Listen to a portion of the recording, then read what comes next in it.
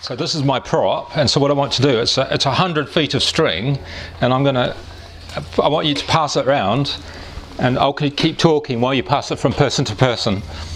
And so what this is 100 feet of string, and this represents the time we've been humans.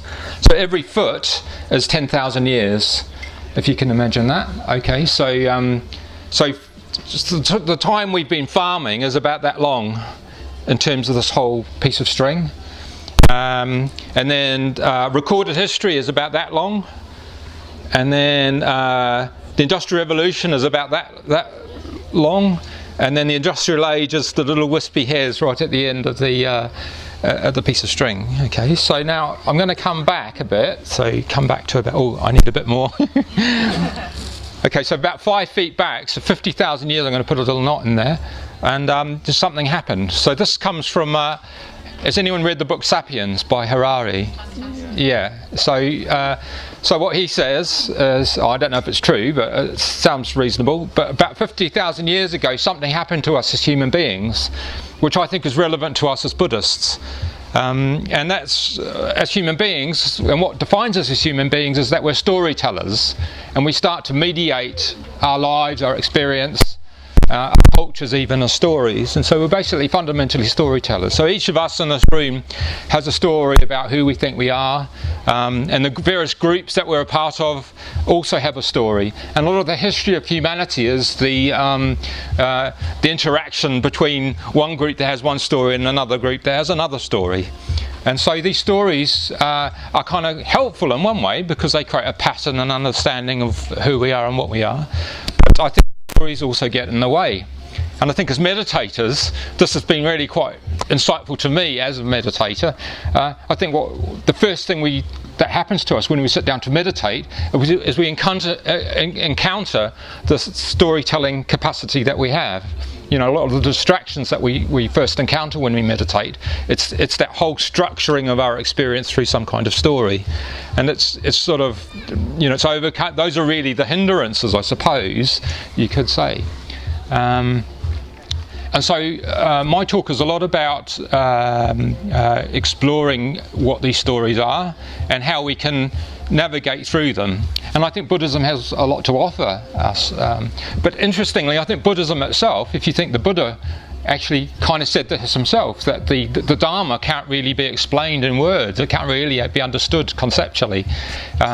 So the stories that we have around reality aren't adequate to the task. So really, there's something about reality which we need to transcend the stories. But ironically, Buddhism itself has a very strong story, you know, which it's kind of these things, they just sort of stick. They're like flypaper, I suppose. And it's the question is how we can transcend stories and what we do about that. So I think in terms of stories, the first thing is I see a bit of a hierarchy, I suppose, in storytelling, and that actually if we've got a negative story, it's quite probably beneficial to go from a negative story to a positive story. So positive stories have their use. I'm not saying, you know, they're no use at all. But I think once you've got a positive story, then maybe at some point down the track, to have no story at all might be quite an interesting place to arrive into.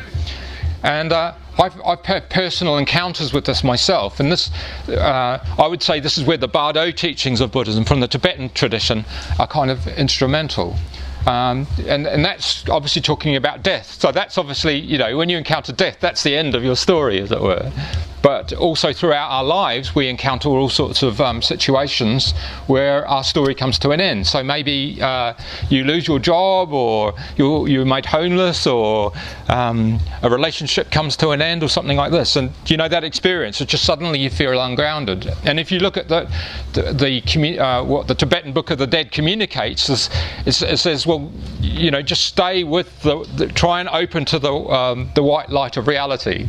And that's often the experience that you have. It's just too much because your story sort of closes things down to a manageable amount, and you're sort of opened up, and it's just you feel really uncomfortable. what the Tibetan Book of the Dead teachings say, on the one hand you've got the sort of blinding reality which is too intense, and then you've got the dull light of comfort on the other, and that's the situation that we are in. And if we choose the less comfortable option, we collapse this really big situation down to a very small situation, and if we keep doing that for long enough, we get trapped in a life that's very small and not as big as it might be. My experience when these bardos of life, when if I can manage to just stay in that place of discomfort, and in that place of discomfort, because you've lost your story, you don't know what's important anymore, because our stories are a way to edit life down to say, actually, this is what my life's about, and all these little things here are what are important to me, and you disregard almost everything else. And so that's why it's useful. But in the Bardo experience, almost anything might be useful. You say, well, is this relevant to me or not? So in the Bardo, we need some sort of guidance to know the things that are really worth choosing. But just personally, from my own experiences, being in that place, almost every time I've been in it and sustained that sort of point of discomfort, something has come into my life which I could never have imagined, and it just opens my life to something I could never have dreamed of. And so that's my sort of big message from this talk, is we could be much bigger than we are if we sort of could open to influences beyond that we can imagine. And that's the trouble. Our stories sort of often just stay in the confines of what we can imagine, and often that's not maybe that impressive, if you like. Well, not impressive. I don't quite know what the right adjective is. So I'll just sort of give you a little potted history of my own little journey. So yeah, it started not with a ball of string. I don't know where the ball of string's got to. It's got all the way around, is it? Yeah. Yeah, so maybe you can just hold it up and get a sense of what a million years looks like. So, yeah, in terms I started with a ball of clay. So this is about 24 years ago. I was at Buddhafield Retreat Centre. I reached into a ball of clay, and I was with a sculptor, and we were doing creativity retreats. So I reached into this ball of clay, and I started, and this face started to emerge. I'd just been ordained and had been doing a meditation on Prajnaparamita, the mother of the Buddhas.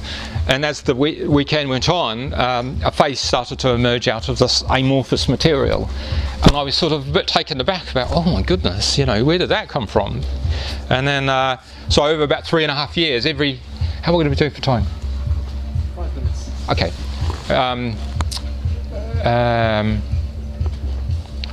Yeah, so about 3.5 years I ended up making the whole figure, and then having made the figure I said, what do I do now? And I had the opportunity to go out to Spain, and so I helped to set up what's called the Gukhyaloka Vihara, which was a kind of monastic situation, and we were like hermits living on the hillside. So I lived in a yurt on the hillside with Prajnaparamita, meditating on her essence.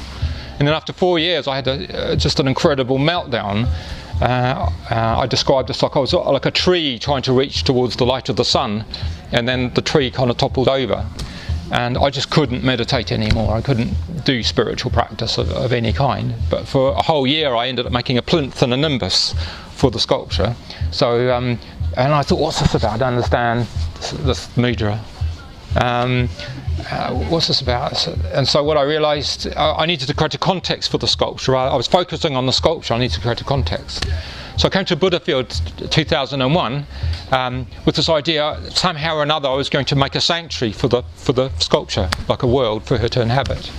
So I came to that festival. It's called Mythic Journeys to Sacred Places, and it was because of the theme that I decided to come, because that was in resonance with what I was aiming to do. And so I came to the festival, and within about 2 or 3 days this guy comes up and says, I really like your sculpture, would you like some land for it? And if you come to this festival, you'll win, I can guarantee you'll win 3 acres of land for your sculpture. And so that's what happened. It wasn't 3 acres, it was 1.5 acres, but very beautiful land next to the Buddhafield land. And then that took 5 years, and then for the last 8 years I've been making a forest garden, which is it's a food system. And I thought initially that it was a permaculture project, but I'm realising in a way I have a great devotion to the mother, the great mother of Buddhism, which is Prajnapanamata. But sort of another layer, I'm feeling like a really pertinent response to our crisis in the environment is we need to calibrate our responses to nature, which I think we can conceive of as a living being, which I see as the Great Mother. And so my forest garden, or the forest garden I've been engaging with, is offering to the Great Mother, or perhaps an expression of her. And so you can see all these themes, kind of one just kind of led to the next. It wasn't like right at the beginning I had a sense of, oh, that's the goal I'm heading towards. So this is the whole idea of emergence. The story, I can only see the story in hindsight as things have unfolded. And so this is the sort of, for me, it's sort of the implications of anatta, the no-self doctrine. And that basically, if we let go of our stories and allow a sort of bigger story to sort of come through us, and so on and so forth. So I'll finish there, but I'm running a retreat on this, or a little workshop on the forest garden, and the Mandala of deep purpose. So I use the Mandala as a symbol, or a sort of like a practice to engage with the themes I've been talking about. So that's on the 8th and 9th of September, and you'd be very welcome to come along.